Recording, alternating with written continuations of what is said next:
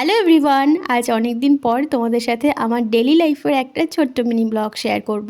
ওই দিন যেহেতু একটু বাজারে যাওয়ার ছিল, সকাল সকাল উঠে স্নান করে পুজোর জন্য কিছু কেনাকাটা করা ছিল, তাই আগে স্নানটা সেরে নিয়ে বাজারে চলে গিয়েছিলাম। এখন থেকে আমি আমার খাওয়া দাওয়ারের লিস্টে এই বিটের জুসটা খাওয়া শুরু করেছি। খেতেও খুব টেস্টি আর শরীরের পক্ষে অনেকটা উপকারী। আর তার সাথে নিয়েছিলাম একটু ম্যাগি আর মুড়ি।